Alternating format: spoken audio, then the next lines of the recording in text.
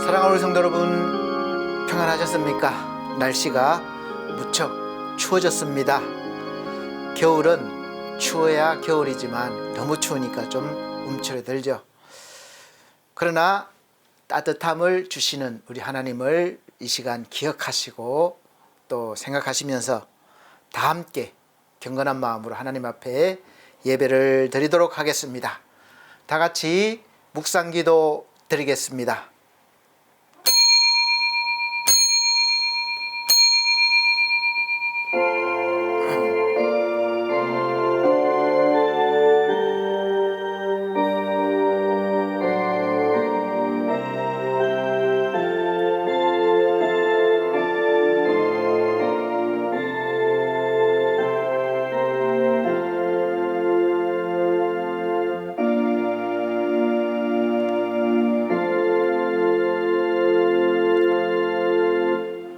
너는 돌아와 다시 하나님의 말씀을 청종하고 내가 오늘 내게 명령하는 그 모든 명령을 행할 것이라.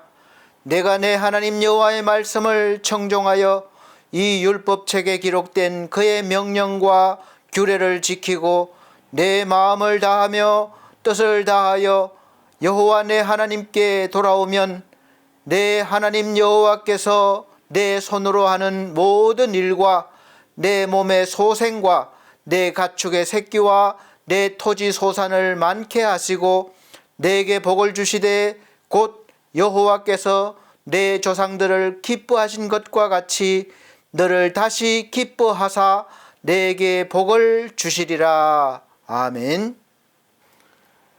다 같이 찬송가 20장입니다. 찬송가 20장. 건 영광 중에 계신 주. 다 같이 찬송 드리도록 하겠습니다.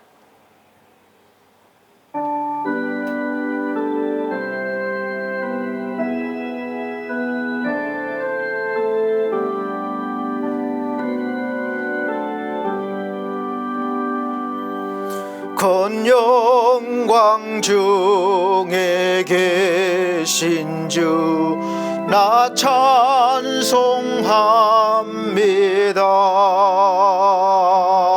영원히 계신 주 이름 나 찬송합니다. 한없이 크신 능력을 나 찬송합니다.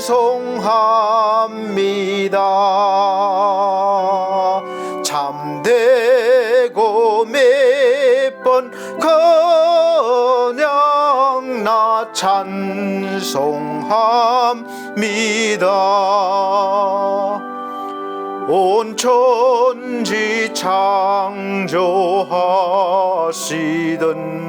그 말씀 힘 있어 영원히 변치 않는 줄 나 믿사옵니다.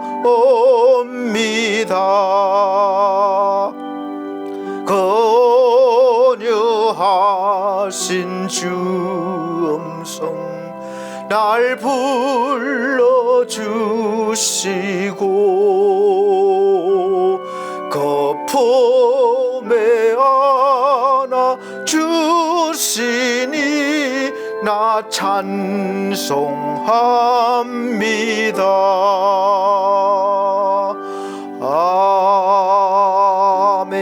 아멘. 성시교독입니다. 성시교독 교독문 6번입니다. 찬송가 뒤에 교독문이 있습니다. 6번 시편 말씀입니다. 발음이 비슷하죠. 시편 10편입니다. 제가 한 절, 우리 성도님들께서 한 절 큰 소리로 화답하면서 읽어 내리도록 하겠습니다. 여호와여 일어나옵소서. 하나님이여 손을 더옵소서. 가난한 자들을 잊지 마옵소서. 어찌하여 악인이 하나님을 멸시하여 그의 마음에 이르기를 주는 감찰하지 아니하리라 하나이까.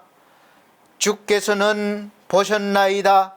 주는 재앙과 원한을 감찰하시고 주의 손으로 갚으려 하시오니 외로운 자가 주를 의지하나이다. 주는 벌써부터 고아를 도우시는 이시니이다. 악인의 팔을 꺾으소서. 악한 자의 악을 더 이상 찾아낼 수 없을 때까지 찾으소서.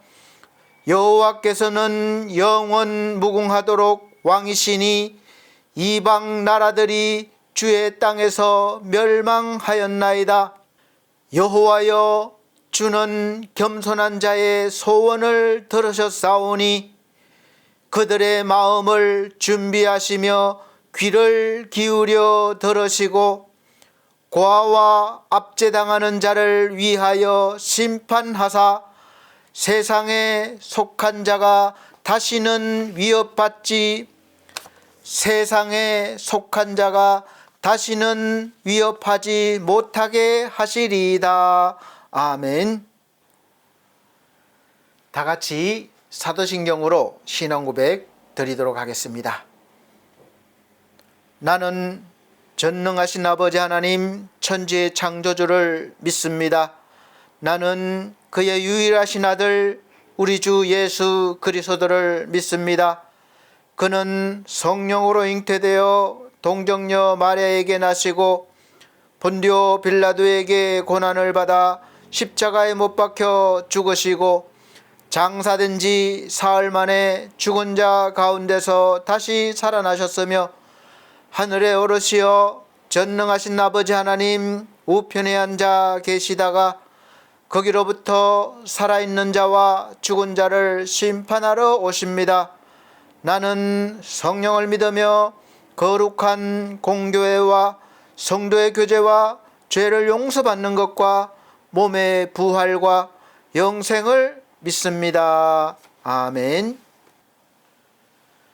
다 같이 찬송가 75장입니다. 주여 우리 무리를 찬송가 75장 다 같이 찬송 드린 후에 예배를 위해서 이태석 안수 집사님 기도해 주시도록 하겠습니다.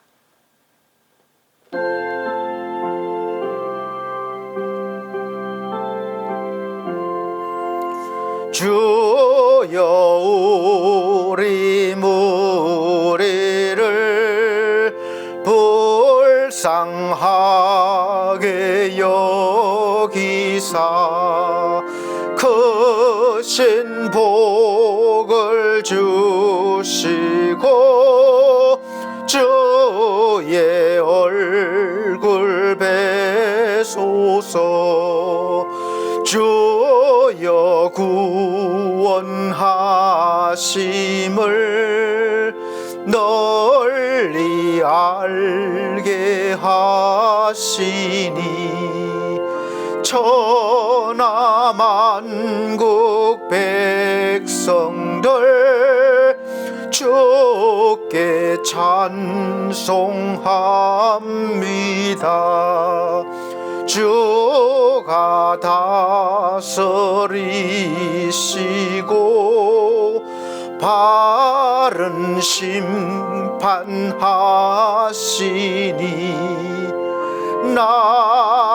나라들이 즐기며 기뻐 노래합니다.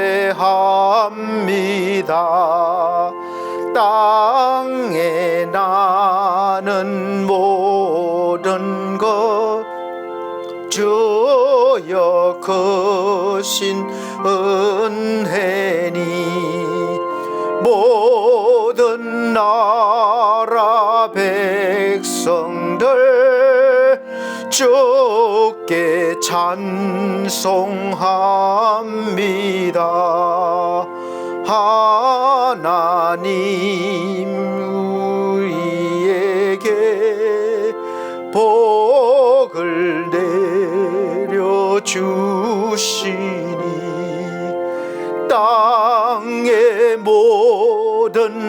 만물이 주를 경배합니다.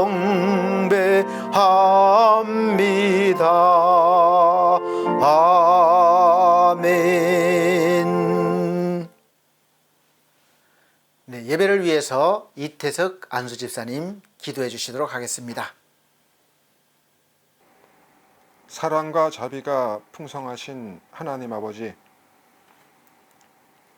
오늘 이 시간 저희는 지친 마음을 주님께 내어놓으며 회복의 은혜를 간절히 구합니다. 삶의 여러 순간 속에서 마음이 무겁고 생각이 복잡해져 방향을 잃었던 때가 있었습니다.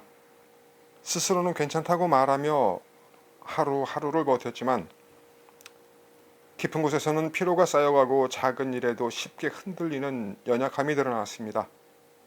그러나 주님께서는 상한 갈대를 꺾지 않으시고 꺼져가는 등불을 끄지 않으시는 분이심을 믿기에 다시 용기를 내어 주님 앞에 나아옵니다. 주님, 때로는 알 수 없는 허무함과 슬픔이 마음을 잠식해 일상의 기쁨이 희미하게 느껴졌습니다. 해결되지 않은 문제와 반복되는 부담이 영혼을 짓누르고 감당할 힘이 사라진 듯한 순간들도 있었습니다.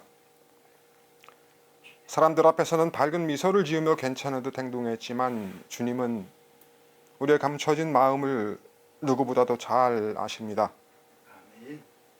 눈물조차 흐르지 않는 마른 영혼을 주님께서 만져주시고 숨겨진 상처와 깊은 고통을 어루만져 주시기를 원합니다.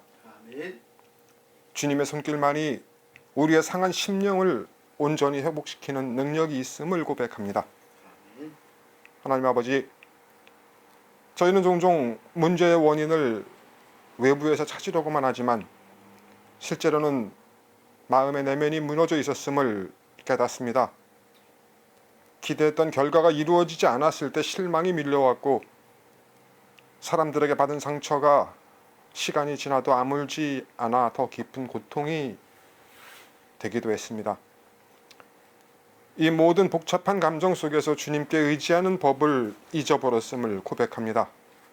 그러나 주님께서는 마음이 무서진 자에게 가까이 하시고 영이 상한 자를 구하신다는 약속하셨습니다. 그 약속이 오늘 이 시간 우리의 마음을 다시 일으키는 힘이 되게 하시옵소서. 주님 상처받은 마음을 쉽게 다치고 지친 영혼은 작은 어려움에도 흔들리기 마련입니다. 그래서 우리는 더욱 주님의 은혜가 필요합니다. 우리의 마음이 다시 숨쉴 수 있도록 영혼 깊은 곳에서부터 새 힘이 솟아나도록 주님께서 위로의 손을 펼쳐주십시오. 세상이 줄 수 없는 평안을 부어주시고 불안과 두려움이 마음을 채우지 못하도록 사랑의 팔로 감싸주십시오. 주님이 주시는 평안만이 우리의 영을 온전히 회복시키며 다시 일어설 힘을 줍니다. 주님, 우리의 가정에도 회복이 필요합니다. 각자의 자리에서 쌓인 필요와 감정의 혼란이 서로에게 영향을 주어 때로는 말 한마디가 상처가 되기도 했습니다. 그러나 주님께서 가정을 세우셨으니 우리 안에 화평을 심어주시고 따뜻한 위로가 흘러가게 하시며 서로를 격려하는 은혜로운 가정으로 변화시켜 주셔서 주님이 기뻐하시는 가정이 되게 도와주시옵소서. 가정 속에서 회복이 이루어질 때 삶 전체가 새로워짐을 믿습니다. 하나님 아버지, 회복은 단번에 이루어지는 게 아니라 주님과 동행하는 과정 속에서 이루어지는 지속적인 은혜임을 고백합니다. 오늘 이 예배가 그 회복의 첫걸음이 되게 하시고 주님께 마음을 맡기는 시간이 될 수 있도록 이끌어 주십시오. 주님, 이제 다시 한번 마음을 가다듬고 주님의 은혜를 기대하며 나아갑니다. 상처를 치유하시는 하나님께서 우리의 삶을 새롭게 하실 줄 믿고 지친 마음을 주 앞에 전부 내려놓습니다. 미래에 대한 두려움을 주님께 맡기며 새롭게 시작할 용기를 주시기를 바랍니다. 우리를 회복시키시는 주님의 손길을 신뢰하며 이번 한 주도 주님이 주시는 위로와 평안 안에서 걷게 하시옵소서. 예수 그리스도의 이름으로 기도드립니다. 아멘. 네,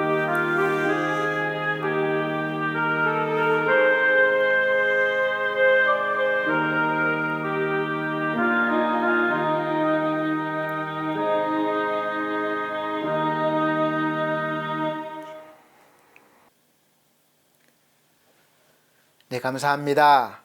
오늘 하나님께서 우리에게 주시는 하늘의 양식, 생명의 양식은 신약 성경입니다. 사도행전 20장입니다.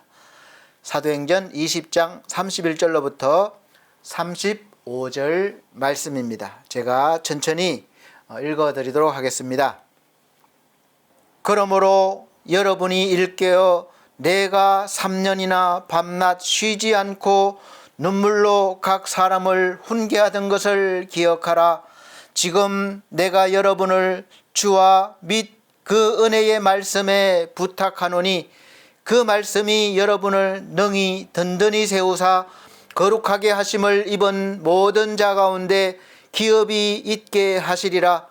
내가 아무의 은이나 급이나 의복을 탐하지 아니하였고 여러분이 아는 바와 같이 이 손으로 나와 내 동행들이 쓰는 것을 충당하여 범사에 여러분에게 모범을 보여준 바와 같이 수고하여 약한 사람들을 돕고 또 주 예수께서 친히 말씀하신 바 주는 것이 받는 것보다 복이 있다 하심을 기억하여야 할지니라. 아멘.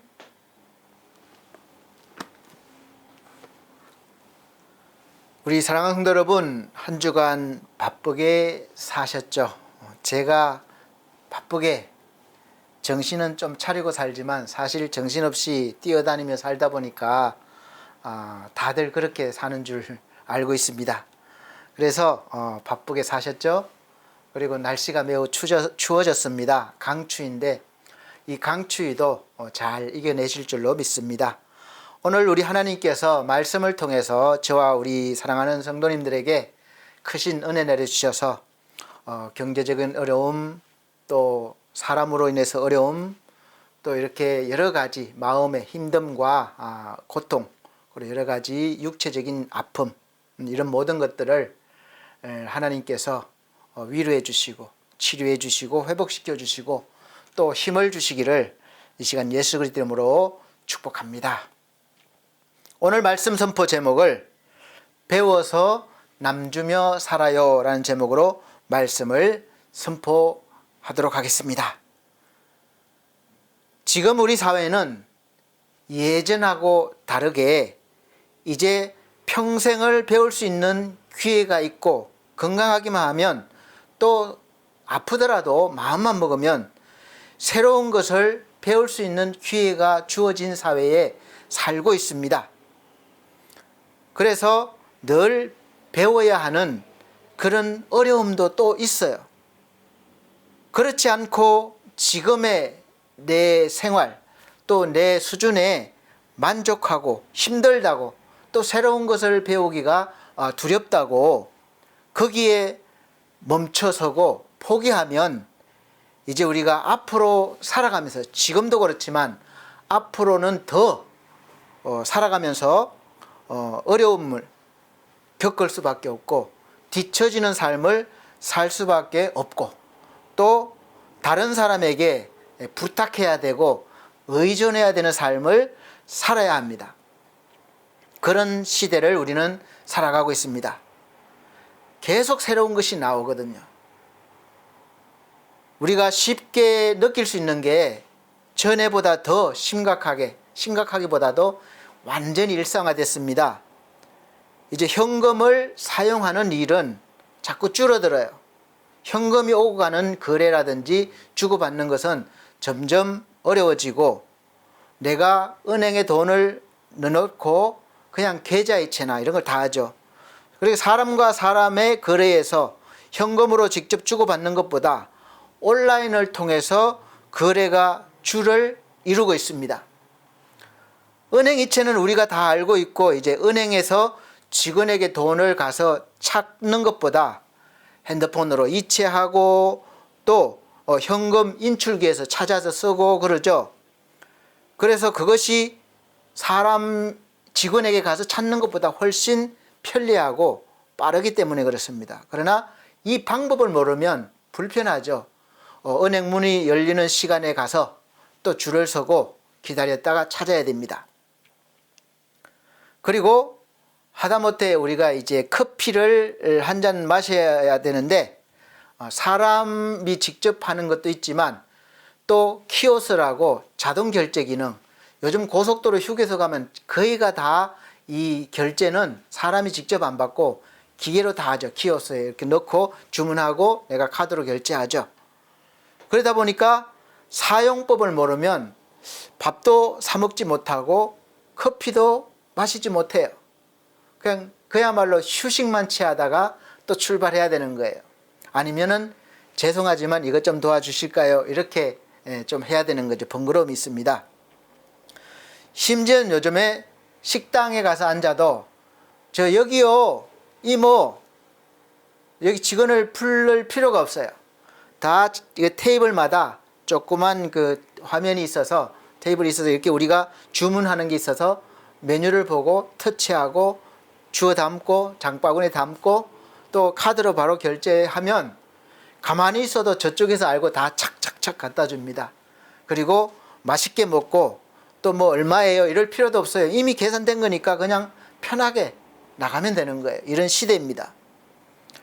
그래서 우리가 무언가를 배우는데 두려워하면 우리가 일상생활에 큰 불편함을 겪게 되니까 나이를 불문하고 난 나이가 몇인데 이럴 수가 없어요. 요즘은 배워야 돼요. 어떻게든. 그래서 배우려는 마음을 아주 강하게 가져야 하는 시대를 살고 있기 때문에 힘든 시대이기도 합니다. 그러나 또 반대로 힘은 들지만 편리한 시대를 살아가고 있죠. 그리고 이 세상 풍조의 모든 배움은 뭐 일상생활을 하기 위한 것이나 지식이나 모든 부분들은 다 자기의 유익을 위해서 대부분 배우는 것이죠. 내가 먹고 살기 위해서, 더 많이 가지기 위해서, 내 가족을 위해서 그렇게 배우죠. 그리고 그 배운 대로 살아가기 때문에 그 배움이 그 사람의 인생을, 삶의 질을 결정한다고 해도 뭐 딱히 틀린 말은 아닐 거예요. 나는 중학교도 가기 싫고 고등학교 가기도 싫어, 배우는 거 싫어, 그냥 나는 초등학교만 다니다 말래, 여기에 머물래. 그러면 지금 사회 현실적으로 초등학교 나와서 취직을 하거나 뭐 할 만한 데가 없어요. 받아주는 데가 없어요. 그러니까 그 수준에 맞는 삶을 살 수밖에 없고 그 수준이 뭐 어떤지는 모르겠지만 아주 힘든 삶이 되지 않을까 싶습니다. 돈 벌기가 어려우니까. 그리고 나는 이제 더 많이 벌어야 되겠다. 그래서 대학교도 막 열심히 해서 나오고 대학원도 진학하고 또 더 많은 것을 배우기 위해서 그렇게 하시는 분들도 있어요. 그러면 또 거기에 맞춰지는 삶이 되는 거예요. 그 삶이 꼭 삶의 질을 높여준다고는 할 수 없지만 그러나 자기가 원하는 삶을 살 수가 있기 때문에 더 나은 삶이라고도 할 수 있겠죠. 그래서 우리가 배운다는 것은 우선은 나의 삶을 위해서, 나를 위해서죠. 가족을 위해서죠. 이런 시대를 살아가는 오늘날의 우리 예수 믿는 사람들, 우리 성도들은 어떻게 살아야 될까요? 이런 현실 속에서 앞으로 다가올 미래, 사람보다는 어떤 AI나 이런 모든 것들이 우선시되는 시대, 그런 시대를 살아가면서 우리가 변함없는 그런 믿음으로 살면서 복음을 전하고 하나님의 나라를 증거할 수 있겠습니까? 교회도 이제 과거의 교회에 머물면 쇠퇴할 수밖에 없다는 것을 인정하지 않으면 안 됩니다. 이제는 예전의 방식으로 부흥을 이루고 예전의 방식으로 전도를 하고 이러한 시대는 다시 돌아오지 않습니다. 지나갔어요. 그때는 그 방법은 그때 시대에 필요한 방법이었고 지금 시대에는 지금 시대에 맞는 방법을 우리가 열심히 연구하고 또 목표를 세우고 나가고 그렇게 해야 되는 것이죠. 머물면 안 되는 것입니다.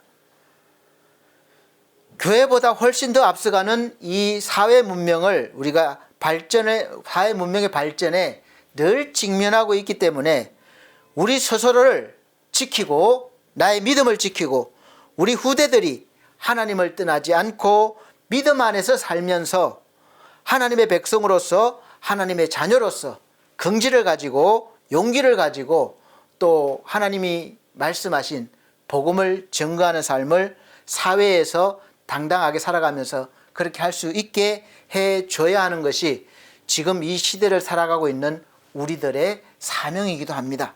중요한 일이죠. 며칠 전에 제가 보니까 현재 미국에서 1년 동안 문을 닫는 교회가 아니라 신학교가 약 한 40-50개 정도 된다고 그래요. 엄청난 숫자죠. 상상할 수 없는 일들이 일어나고 있습니다.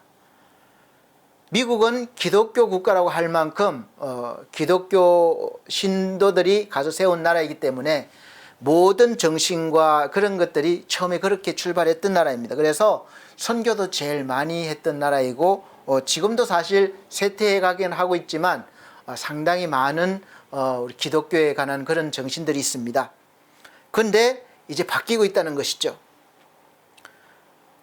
신학교가 문을 닫는다는 것은 물론 일반 학교도 마찬가지예요. 이제 아이들도 점점 덜 낳게 되고 그런 것 영향도 있지만 어쨌든 다른 분야하고 비교했을 때 신학교를 가려고 하는 학생들이 적다는 것이죠. 올해 우리나라도 아마 총신대학교가 아마 그 정원 모집을 다 못했다는 그런 소리를 들었는데 참 이게 심히 걱정스러운 일들이기도 합니다. 그만큼 목사가 되려고 하는 꿈을 품는 사명을 받은 청년들이 적다는 것이겠죠. 목사라는 한 인생을 놓고 봤을 때, 평가했을 때, 저렇게 살면 잘 사는 인생이다. 그런 생각이 들지 않기 때문에 그럴 것이다. 는 그런 영향도 있을 것이고, 또 사실은 같은 대학교를 졸업해도 명문대를 같이 졸업했는데 과가 다르면 이제 평가가 되죠. 제가 대림대학교에서 사회복지를 했는데 유아보육도 그때 같이 했었습니다. 그래서 졸업하고 나서 취직을 하면 비교가 되는 거예요. 사회복지 쪽에 취직하면 초봉이 한 120만 원대 정도 됐으면 그때 그런데 유아보육 쪽 취직하면 한 150, 60만 원대 되는 차이가 많은 거죠. 그러니까 사회복지 쪽으로 진출하는 우리 청년들은 별로 없더라고요. 다른 쪽을 또 이렇게 가거나 그랬는데 마찬가지로 신학교를 갔을 때 내가 인간으로서 누릴 수 있는 권리나 어떤 그런 것들이 보이지 않는다는 것이죠. 목사로서의 삶이. 그만큼 모델 케이스가 없기도 합니다. 목사라는 인생이 별로 좋지 않게 보이는 것이죠. 삶의 질을 비교하면 그리 매력적이지 않다는 이야기입니다. 가장 큰 이유 중 하나로는 지도자들의 어떤 부정부패라든지 그런 본이 되지 못하는 삶이라고도 대답을 했다고 해요. 저도 목사로서 참 책임감을 많이 느끼고 있습니다. 이런 이유를 보면서 우리는 잘 못하면 실망도 하겠지만 반대로 생각해 보면 목사로서의 삶을 잘 살아내면 또 어떤 선망의 대상도 되지 않겠습니까? 목사로서의 어떤 기준이 있을 거예요. 사회적인 기준.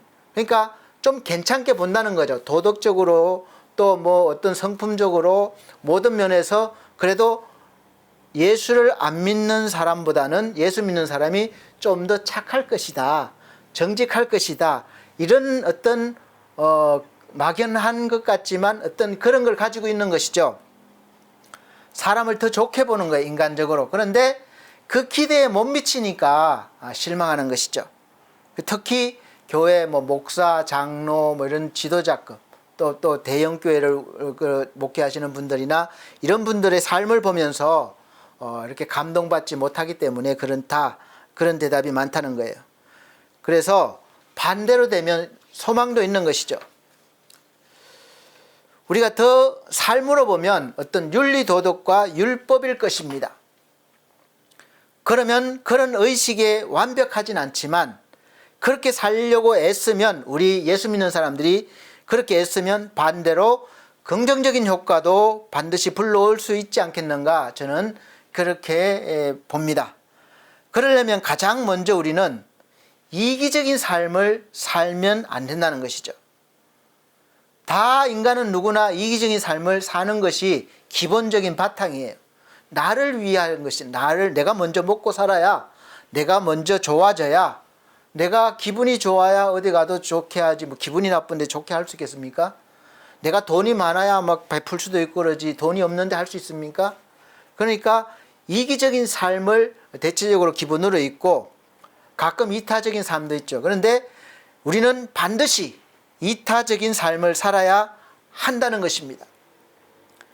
이타적인 삶이 성경 곳곳에서 말씀하고 있다는 것은 하나님이 우리에게 그렇게 살라고 하시는 거예요.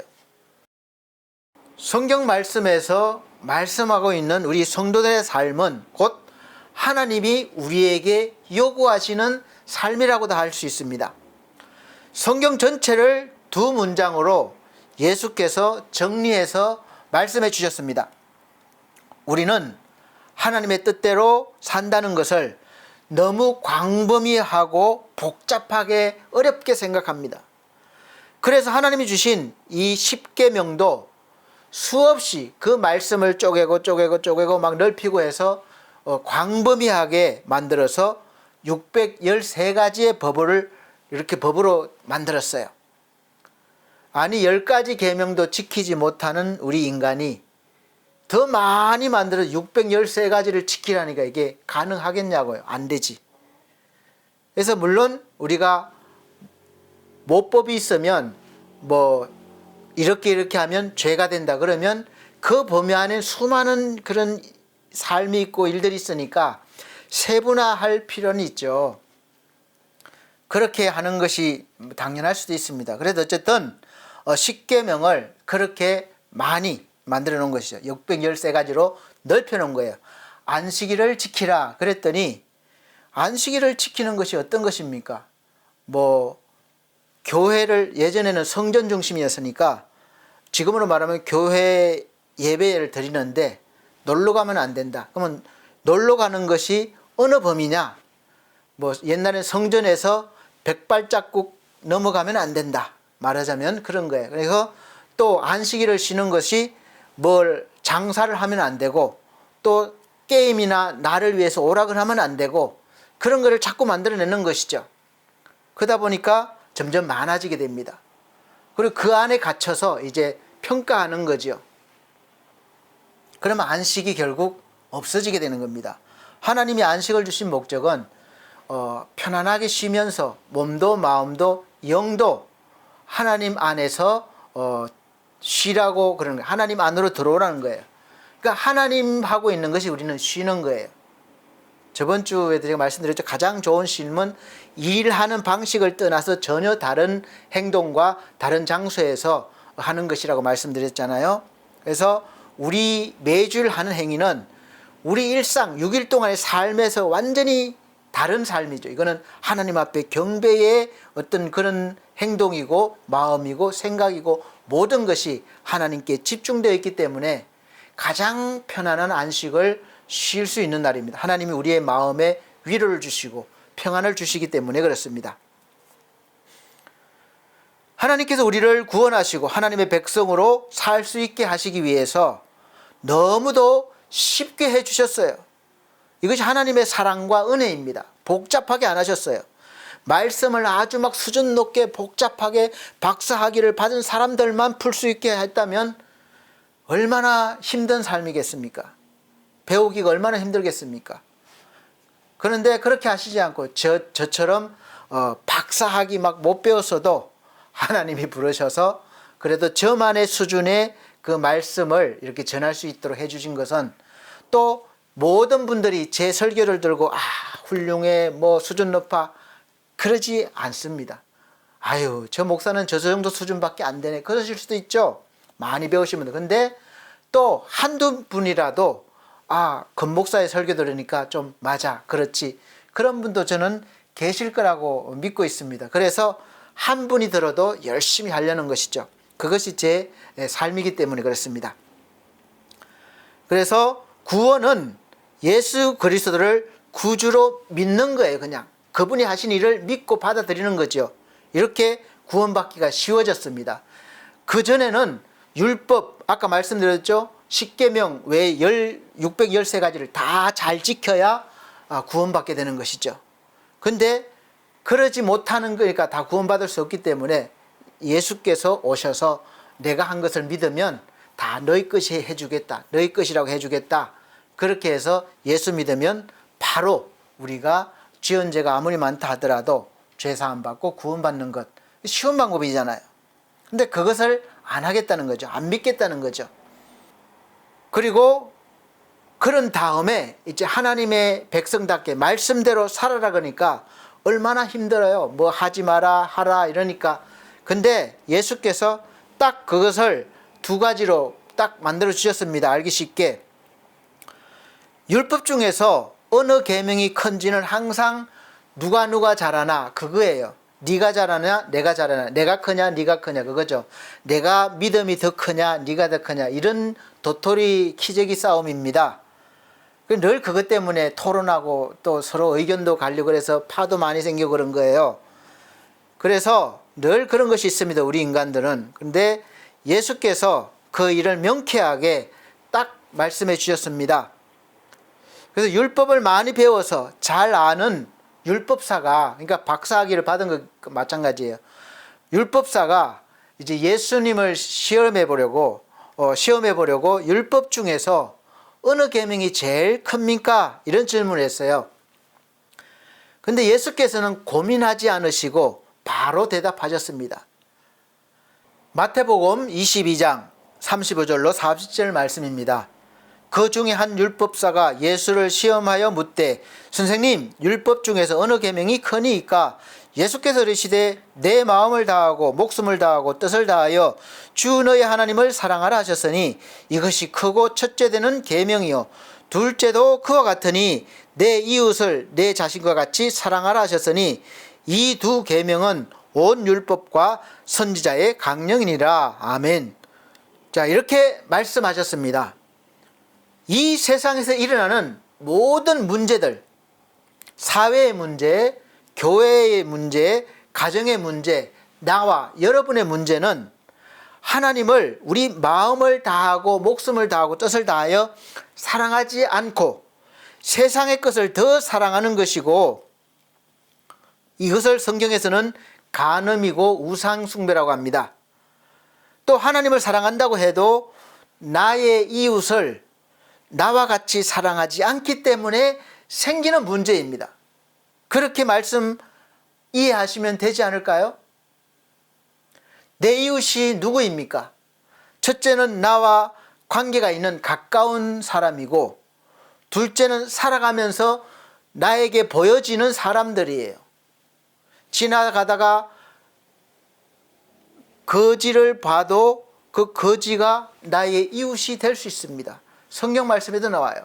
강도 만난 그 사람에 대해서 나오잖아요. 내가 그에게 다가가는 순간 내 이웃이 되는 거예요. 내가 모른 채 하면 내 이웃이 아닙니다. 근데 하나님의 말씀은 하나님을 사랑하는 것이, 마음을 다해서 사랑하는 것이 첫째요.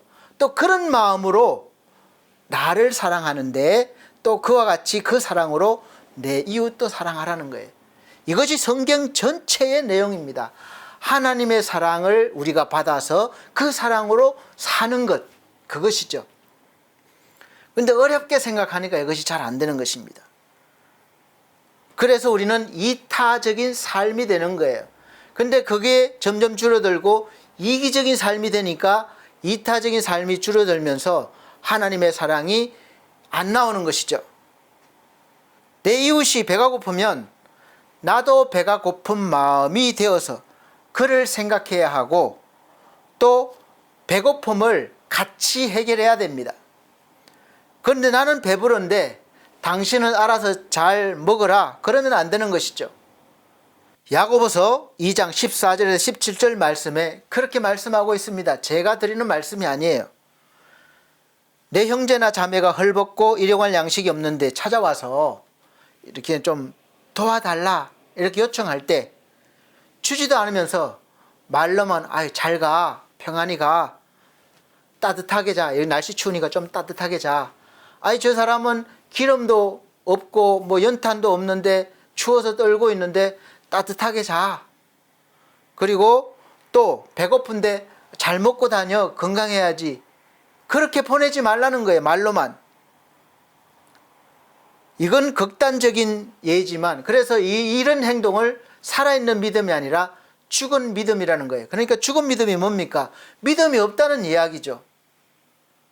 우리가 살아가면서 모든 일상 속에서 수없이 일어나는 일들 속에서 나의 이 생각 없는 말 한마디, 나의 한 행동, 그런 것들이, 사소한 것들이 어떤 때는 나의 이웃이 상처를 받고 또 좌절하기도 하고 또 죽음에까지 가기도 합니다. 이 사회에서 너무 많이 일어나고 있는 일들이에요.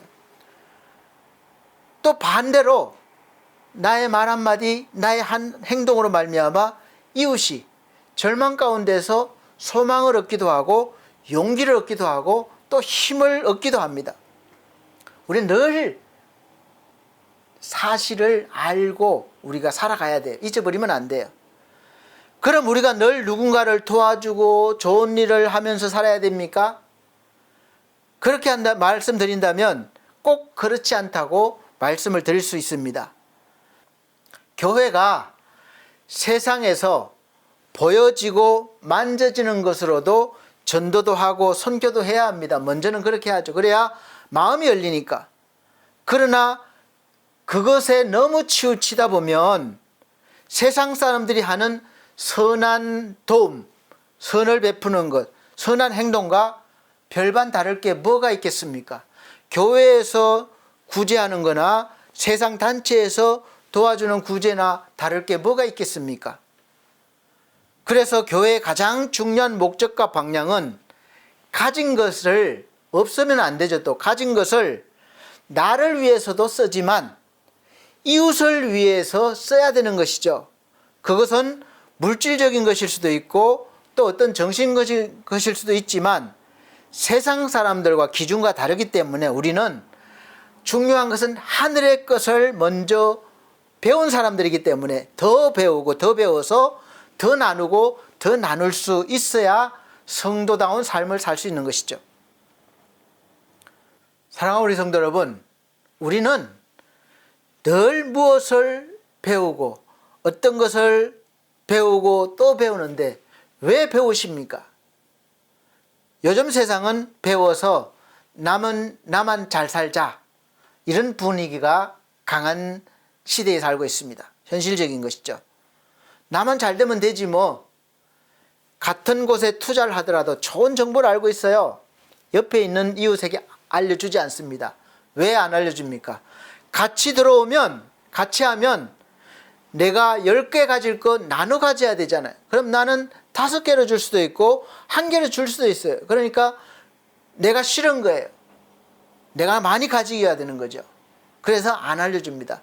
옆에 이웃은 다른 방법을 모르니까 다른 곳에 있다가 오히려 많이 투자한 것을 까먹고 절망하고 어려워하고 있습니다. 힘들게 살고 있습니다. 나는 상관없어요. 나는 잘 됐으니까. 그런 이기주의가 강한 시대예요. 그래서 오늘 설교 말씀 제목을 반대로 정한 것도 배워서 남 주며 살아요. 이런 것도 우리가 단순히 착하게만 살자는 말씀이 아닙니다. 이 말은 기독교 신앙의 본질을 정확하게 저는 말씀드리고 싶었기 때문에 이렇게 말씀드리는 거예요. 예수께서는 한 번도 배워서 은혜 받아서 복 받아서 너만 잘 먹고 잘 살아라, 깨달아서 내 유익만 챙겨라, 한 번도 그러지 않으셨습니다. 예수께서는 항상 받은 은혜를 나를 위함보다 다른 사람을 위해서 써라, 나누라, 그런 흘려보내는 그런 삶을 살라고 가르치셨습니다. 그래서 성경 말씀은 무엇을 배워야 할지와 그 배움의 목적이 무엇인지를 항상 먼저 말씀하고 있습니다. 분명하게 말씀하고 있습니다. 무엇을 배워야 합니까? 우리가 먼저 듣는 것을 배워야 합니다. 하나님 말씀하십니다. 이스라엘아 들으라, 그렇게 선포하셔요. 말씀하셔요. 들으라부터 하나님과의 관계가 시작되는 거예요. 하나님 듣는 것부터. 내가 막 하는 게 아니에요. 하나님의 말씀을 듣는 것부터 시작되는 거예요. 다른 사람과의 관계도 마찬가지입니다. 듣는 것부터 시작해야 친하게 지낼 수 있어요, 서로가. 근데 내 말만 막 하면 이게 부작용이 날 때가 많죠. 상담의 첫 번째 원리가 바로 들어주는 거예요. 공감해 주는 거예요, 그 다음에는. 그래서 먼저 듣는 것을 배워야 합니다. 교회는 그것의 시작이에요. 근데 듣질 않습니다. 성경 말씀에도 듣기는 속히 하고 말하기는 더디하라고 했는데 말하기는 빨리 하고 듣질 않아요. 그러니까 우리는 교만하다고 말하는데 머리만 성숙한 성도가 너무 많아요. 순종하지 않고 아는 것만 많은 성도가 많다는 거죠. 목사보다 더 잘합니다. 그런데 순종 안 해요. 그래서 그 배움의 목적이 무엇인지 먼저 들어야 됩니다. 듣는 마음이 있어야 상대가 무엇이 필요한지 알 수 있어요. 신명기 6장 4절 7절 말씀입니다. 이스라엘아 들어라, 하나님이 말씀하시잖아요. 그럼 우린 들어야죠. 우리 하나님 여호와는 오직 유일한 여호와시니 유일한 여호와 하나님이라는 것을 우리가 먼저 배워야 됩니다. 들어야 듣고 배우는 것이죠. 이 세상에 신들이 많지만 오직 우리는 유일신 사상의 기독교예요. 그래서 요즘에 그 종교 무슨 법을 통과해 우리가 반대하는 이유가 다른 종교도 인정하고 우리가 다른 종교를 뭐 비판하거나 하면은 법에 위반돼서 벌금을 내거나 뭐 감옥 간다, 그런 법을 만들고 있으니까 당연히 반대하죠. 평등 좋죠. 그러나 그 속에 숨겨져 있는 것이 그렇다는 것입니다. 근데 우리는 이것이 생명인데 어떻게 바꿀 수가 있겠습니까? 유일한 여호와시니 너는 그 유일한 하나님 앞에 마음을 다하고 뜻을 다하고 힘을 다해서 내 하나님 여호와를 사랑하라. 예수님이 아까 말씀하신 거잖아요. 이 말씀을 하신 거예요. 그러니까 먼저 그것이 선행이 되어야 나에게 사랑이 들어와서, 하나님 사랑이 들어와서 그 사랑으로 사랑할 수 있어요. 그것이 안 되면 한계에 부딪히고 이게 분쟁이 많습니다. 오늘 내가 내게 명하는 이 말씀을 너는 어디에? 마음에 새기고 내 자녀에게 부지런히 가르치며 집에 앉았을 때든지 길을 갈 때든지 누워있을 때든지 일어날 때든지 이 말씀을 강론할 것이며 너는 또 그것을 내 손목에 메어 기호를 삼으며 내 미간에 붙여 표를 삼고 내 집 문설주와 바깥문에 기록할지니라. 아멘. 얼마나 하나님이 철저하게 듣고 배우게 하십니까? 손목에 메고 미간에 붙이고 또 들어가고 왔다 갔다 하는 문이나 바깥문에도 붙이고 그렇게 하고 또 자녀들에게 가르치라는 거예요. 앉았을 때, 일었을 때, 길을 갈 때, 집에 있을 때. 그러니까 전 모든 우리의 삶이 하나님 중심이 되어야 된다는 뜻이죠. 하나님께서 분명하게 우리가 무엇을 배우고 어떻게 살며 무엇을 가르쳐야 할지 말씀해 주셨습니다. 다른 일은 안 하고 이것만 하라는 것이 아니에요. 그렇게 마음을 쏟고 우선순위로 그 다음에 내가 하고 싶은 일을 하라는 것이죠. 그래야 제대로 되니까. 그래서 그렇게 말씀하고 있습니다. 그러면 하나님의 성령이 우리에게 늘 하늘의 것과 땅의 것의 차이를 알게 하셔요.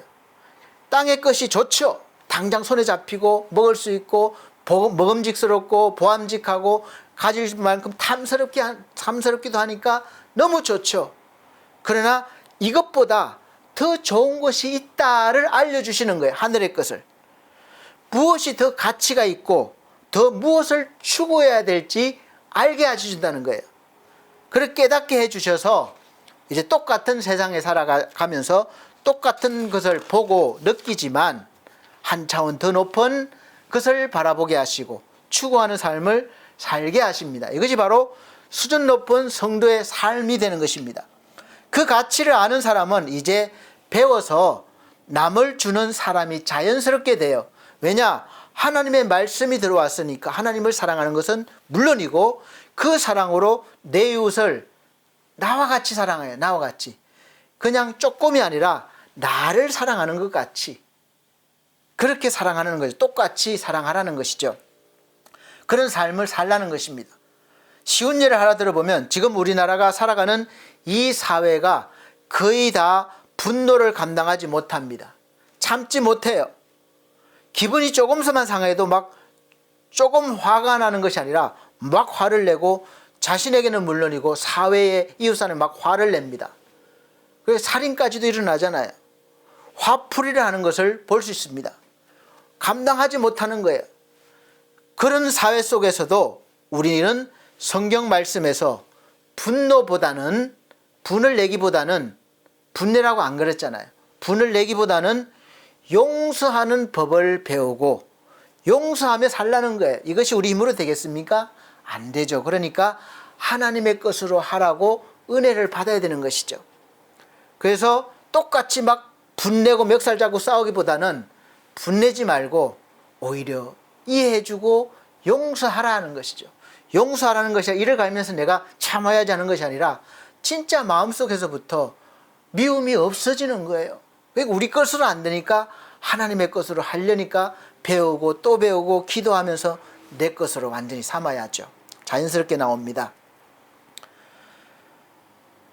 누군가의 잘못에 대해서 같이 돌을 던지는 것이 아닙니다. 이 사회는 돌을 던지는데 막 더 던져요. 그래서 그 사람을 아예 죽여버립니다. 그런 것이 아니라 용서할 수 있어야 된다는 것이죠.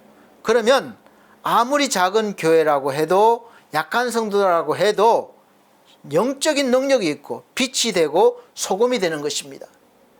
그래서 우리 그리스도인들은 분노보다는 먼저 용서하는 법을 열심히 배워야 됩니다. 용서하는 법은 배워야 돼요. 그냥 있는 것이 아니에요. 분노는 자연스럽게 나옵니다. 죄이기 때문에 나에게 있어요. 자연스럽게 나와요. 근데 용서하는 법은 그냥은 안 돼요. 말씀으로 배워야 되는 거예요. 하늘의 것을 배워야 됩니다. 오늘 본문의 내용은 그렇습니다. 그래서 사도 바울이 그거예요. 오랫동안 에베소 교회에서 가르치고 애정을 쏟았는데 이제 떠나갈 때가 되었습니다. 그래서 장로들을 불러서 이렇게 말씀을 강론하고 하는 장면이에요. 내가 여러분에게 모범을 보였다 그런 거죠. 말로만 아니라 실제로 그렇게 했다는 거죠. 바울은 상당히 많은 지식을 가진 사람, 많이 배운 사람이에요.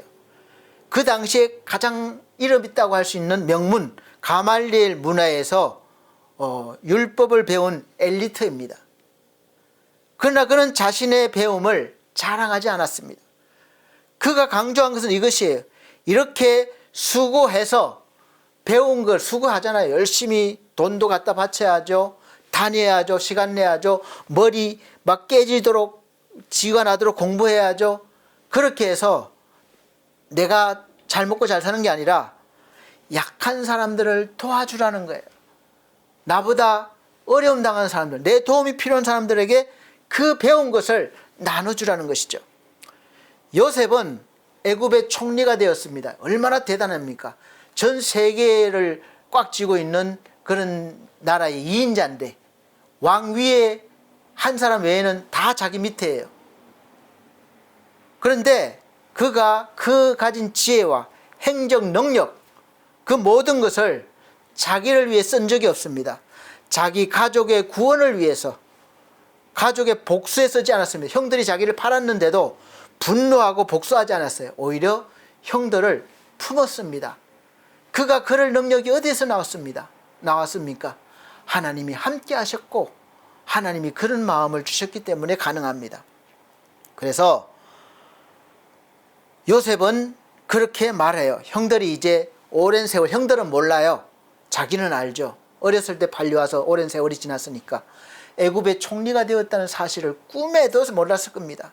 양식 얻으러 왔는데 어떻습니까? 그 앞에 서로가 딱 마주했을 때 요셉은 이렇게 말하고 있습니다. 창세기 45장 5절에 당신들이 나를 팔아서 내가 뭐 이렇게 아니라 먼저 하나님이 모든 것이 하나님 계획 속에서 하나님이 나를 당신들보다 먼저 보내서 형들이 종으로 팔았지만 돈 받고 팔았다는 그 사실을 이렇게 해석하는 거예요. 당신들이 그랬지만 그건 당신들이 하는 것이 아니라 하나님이 나를 방법론에서는 어떻게 받을지 모르지만 어쨌든 하나님이 나를 당신들보다 먼저 애굽으로 보내서 당신들의 우리 생명을 구원하게 하려고 이렇게 하셨다. 그렇게 말하고 형들에게 양식을 나눠주고 아버지까지 다 모셔와라 그렇게 합니다. 전쟁이 없겠죠. 그러면 전쟁이 날 수가 없겠죠. 요셉은 너무도 잘 배웠고 준비되었고 힘도 있었고 높아졌지만 그 모든 것을 분노로 원수를 갚는 데 쓴 것이 아니라 사람을 살리는 데 사용했습니다. 그래서 하나님은 요셉을 통해서 이스라엘 민족의 근간을 이루는 그 일을 시작하신 거예요. 야곱의 가족을 애굽 나라의 그 강대한 나라의 먹고 풍부한 물질과 이런 넘치는 세상의 나라로 부르셔서 무섭도록 이렇게 자손들을 번창하게 했습니다. 그래서 우리가 분노로 하나님 은혜를 풀 것이 아니라 우리는 그 분노를 잘 다스리고 용서하는 법을 배우면 이렇게 하나님은 큰 일을 행하십니다. 모세는 애굽의 모든 학문을 왕자의 직위로 배운 사람이에요. 그러나 히브리서 11장은 이렇게 말씀합니다. 이 그런 모세가 도리어 그 모든 것을 버렸습니다. 도리어 버리고 하나님의 백성과 함께 고난받기를 더 좋아했다. 이렇게 말씀하고 있습니다. 바로 이런 삶을 사는 것이 바로 성도의 삶입니다. 내가 배워서 내가 호화롭게 살고 떵떵거리며 살고 배 두드리며 사는 것이 아니라 비록 어렵지만 하나님의 백성들과 함께 내가 고난받고 하나님의 뜻을 이루고 영광을 위해 사는 것이 더 좋다. 난 그 길을 택하겠다. 그것이죠. 여러분 그럴 용기, 그럴 믿음 가지고 계십니까? 없다면 하나님께 달라고 기도하실 수 있는 용기가 있으시길 바랍니다. 배움을 내려놓고 부르심을 선택한 그런 결단 있는 용기가 있었죠. 진짜 배움은 나를 높이는 지식이 아니라 하나님 뜻에 순종할 수 있는 힘입니다. 예수님은 가르침에 대가셨어요. 얼마나 잘 가르치셨는지 몰라요. 그 배움의 끝은 결국은 예수님의 성공과 출세가 아니라 십자가의 죽음이셨습니다.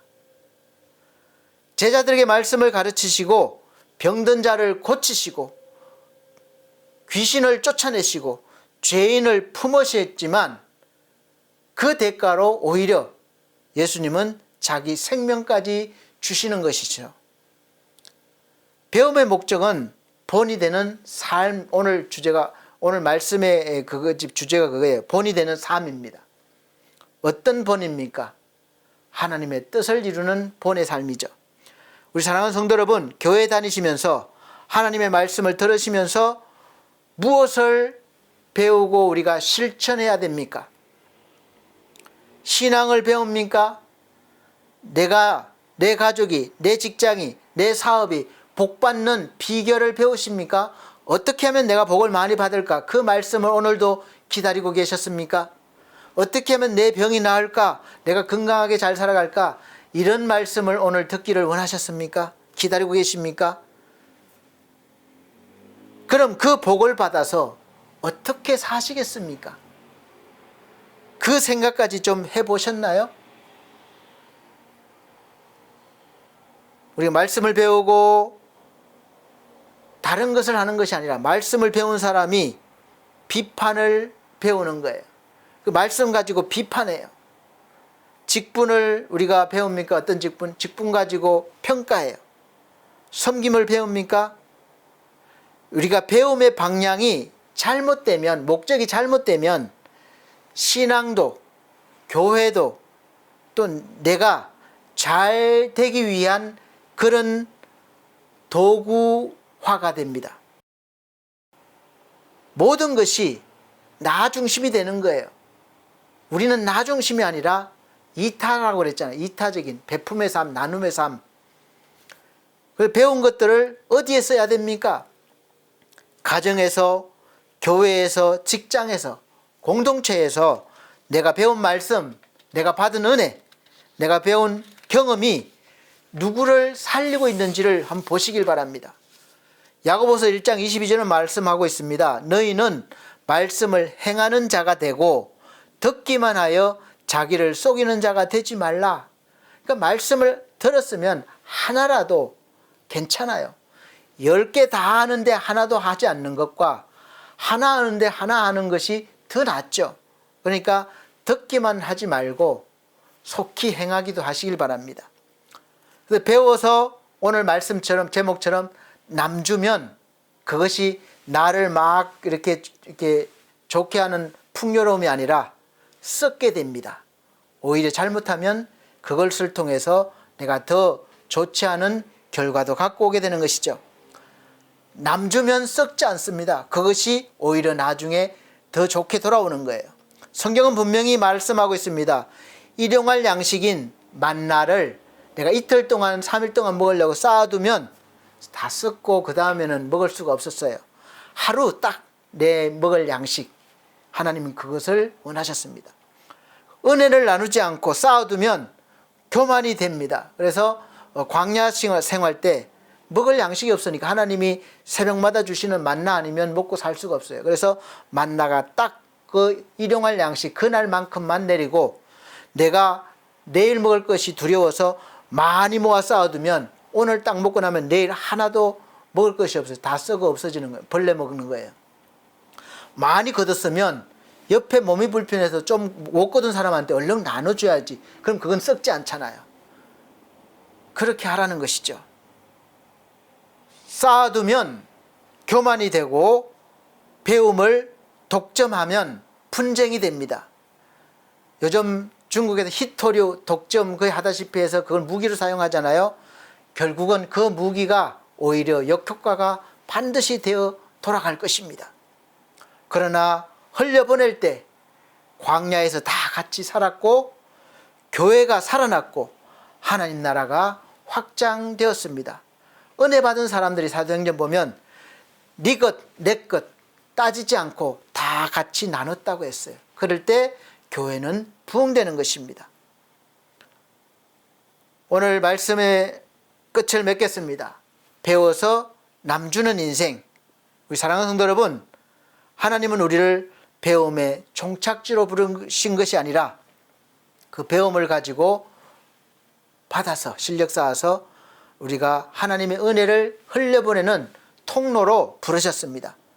내가 배웠다면, 가졌다면 내가 만나고 있는 가까운 이웃, 먼 이웃들, 내가 만나고 있는 사람들이 무엇이 필요한지 먼저 애정을 가지고 털어줄 때 그들의 필요를 알게 되고 또 우리가 내가 있는 것을 나누게 될 것입니다.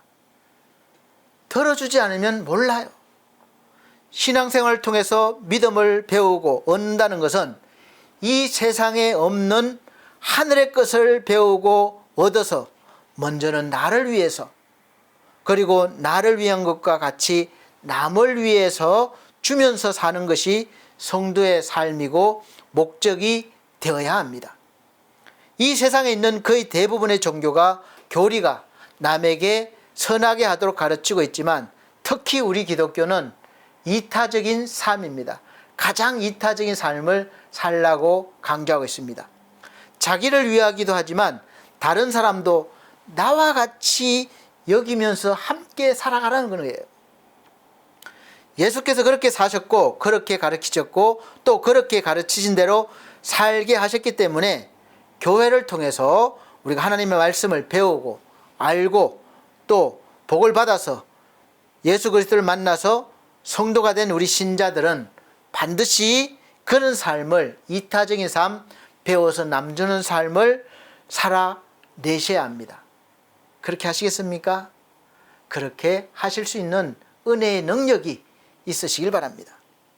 이제 우리 그리스도인들은 의인이 된 사람으로서 영의 사람으로서 하늘의 것을 배우고 또 배워서 배우면 끝이 없어요.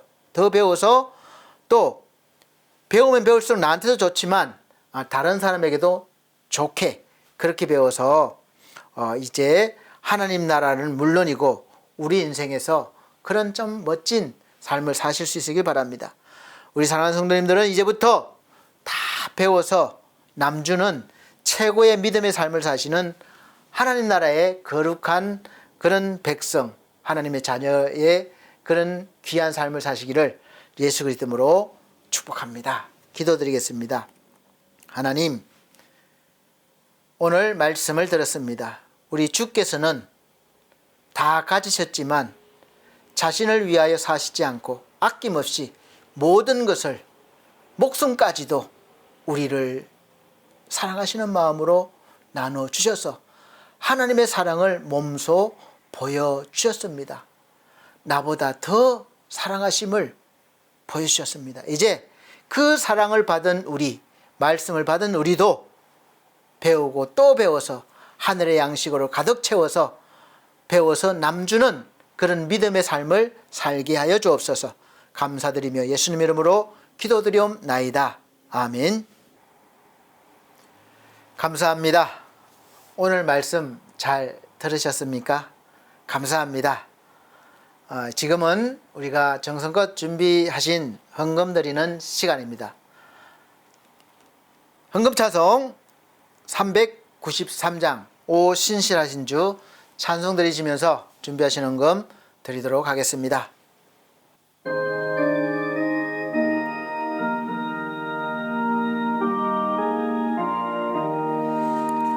오 신실하신 주 내 아버지여, 늘 함께 계시니 두려움 없네.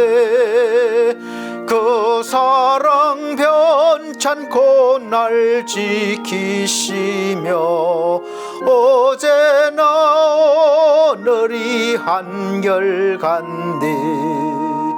오 신실하신 주, 오 신실하신 주, 날마다 자비를 베푸시며 일용할 모든 것 내려주시니 오 신실하신 주, 나의 구주. 봄철과 또 여름, 가을과 겨울, 해와 달 별들도 다 주의 것. 만물의 주 영광 드러내도다. 신실한 주 사랑 나타내네. 오 신실하신 주, 오 신실하신 주, 날마다 자비를 베푸시며 일용할 모든 것 내려주시니 오 신실하신 주, 나의 주주. 내 죄를 사하여 안위하시고 주 친히 오셔서 인도하네. 오늘의 힘되고 내일의 소망, 주만이 만복을 내리시네.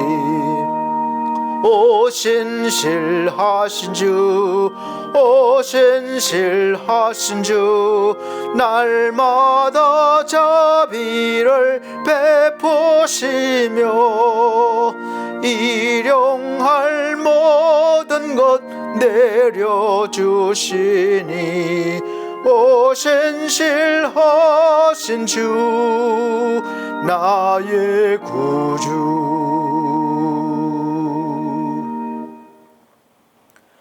아멘. 드려진 헌금을 위해서 기도드리도록 하겠습니다. 전주 드린 헌금은 자막으로 올려드리고 있습니다. 우리 아버지 하나님, 모든 것 하나님 것임을 고백드리며 10의 1조를 구별하여 하나님 앞에 드립니다. 또 몸과 마음 드립니다. 감사헌금 드립니다. 순교헌금 드립니다. 이런 귀한 마음들이 큰 마음, 믿음의 마음이 되어서 우리가 하나님의 영광을 위해 살아가게 하시며 또 하나님께 받은 그 은혜로 남을 위해서 살아갈 수도 있는 그런 은혜가 능력이 있게 하여 주시옵소서. 늘 풍성한 하늘의 복과 땅의 복이 임하여서 베푸는 삶을 살아갈 수 있도록 복의 복을 더하여 주옵소서. 예수 그리스도 이름으로 축복하고 기도하옵나이다. 아멘. 예, 감사합니다. 교회 앞에 교회 소식 전해드리도록 하겠습니다. 오늘 함께 예배드리신 모든 분들께 우리 하나님께서 크신 은혜와 사랑과 위로와 또 충만함이 여러분에게 복으로 임하시기를 주시기를 예수 그리스도로 축복합니다. 올해 첫 번째 2026년도 교회 표어는 말씀과 기도로 사는 삶입니다. 디모데전서 4장 1절로부터 5절 말씀입니다. 갈수록 바빠지는 시대입니다. 마음의 여유가 없습니다. 그럼에도 불구하고 저와 여러분들은 이제 시간을 짬짬이 내서라도 말씀 듣고 읽고 묵상하고, 묵상은 조용히 읊조리다라는 뜻도 있습니다. 가만히 생각하고 깊게 하는 것도 있지만 그냥 조용히 읊조리듯이 그렇게 하는 것도 묵상에 속합니다. 그래서 성경 읽으실 때 조용히 한번 묵상해서 읽어보십시오. 그리고 그렇게 또 기도하는 삶입니다. 두 번째, 매주 주일 오전 11시 예배를 현장 예배당과 또 오시지 못하는 분들을 위해서 영상으로 예배 드리도록 하고 있습니다. 또 미리 준비하셔서 경건한 마음으로 드리시길 바랍니다. 세 번째, 우리 성도들의 가정과 또 직장과 사업을 위해서 끊임없이 기도해 주십시오. 이 어려운 시대를 잘 넘기게 해달라고 기도해 주시고, 몸과 마음 또 믿음이 연약한 성도들 회복과 강건함을 위해서 기도해 주십시오. 기도해왔던 우리 지상준 청년이 건강하게 돼서 하나님께 영광 돌리며 살게 하시고, 가족들도 마음의 짐에서 벗어나서 자유를 찾게 해달라고 기도해 주시고, 또 우리 권대혁 성도 마찬가지로 건강회복과 또 가족 구원을 위해서 기도해 주시길 바랍니다. 또 천성중앙교회 담임 목사님 늘 강건하셔서 남은 날들을 또 목회에 충성을 다하시고 충만할 수 있도록 기도해 주시고, 그렇게 하시고 또 주위에 연약한 분들을 위해서 기도해 주시기를 바랍니다. 더불어 우리 반석교회와 BS 미디어 홈페이지 운영을 위해서 끊임없이 기도해 주시고 관심 가져주시길 바랍니다. 또 좋은 동력자 하나님께서 보내주시기를 기도해 주시기를 바랍니다. 엘피스 제가복지센터 운영과 수급자 어르신 건강과 또 충만을 위해 기도해 주시고, 가족분들을 위해서 기도해 주시고, 또 일하시는 요양보호사 선생님들과 가족분들 구원을 위해서 기도해 주시기를 바랍니다. 또 운영이 잘 되어서 풍성한 하나님의 복을 나눠줄 수 있는 복지센터가 되게 하려고 기도해 주세요.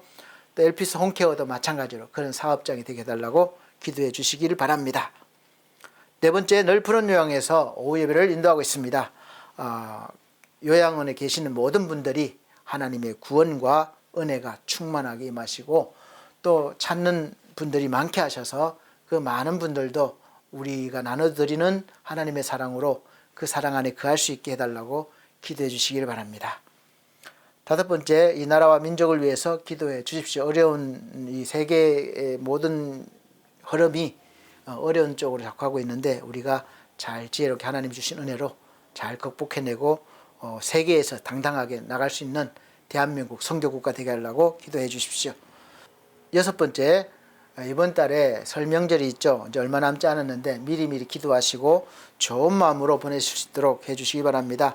날씨가 강추입니다. 건강관리 잘 하시고, 또 남은 시간들 복되게 보내시고, 한 주 동안 건강관리 잘 하시고 믿음으로 사시다가 다음 주 또 건강한 모습 뵙겠습니다.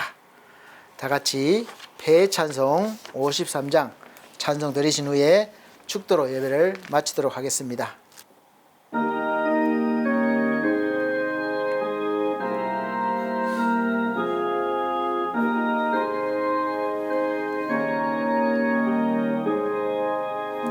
성전을 떠나가기 전 머리를 숙일 때 주께서 함께 계시고 복 내려 주소서. 집으로 돌아가는 길 주 동행하시고 내 모든 언행 심사를 다 지켜주소서. 거룩한 날이 다가고 저녁이 되도록 주의 맘에 빗대사 늘 계시옵소서.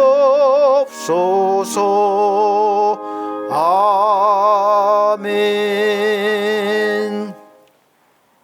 살아계시고 사랑으로 우리를 돌보시는 하나님의 은혜로 우리의 모든 삶 속에 하나님의 주시는 기쁨과 평안이 넘치게 하시고 그 넉넉함으로 나를 위한 삶이기도 하지만 충만하게 나눠주는 그런 삶을 살아갈 수 있도록 도와주시옵소서. 능력을 더하여 주옵소서. 우리 주님 말씀 앞에 늘 순종하는 삶을 살게 하여 주시옵소서. 주 예수 그리스도의 은혜와 하나님의 크신 사랑과 성령님의 감화감동 교통하신 은혜가 중앙총회와 중앙총회 신학과 온석 대학원대학교 서울중앙선회위에 사랑하는 우리 반석교회 모든 성도들과 이 시간 예배드린 귀한 하나님의 백성들에게 함께 계실지어다. 아멘.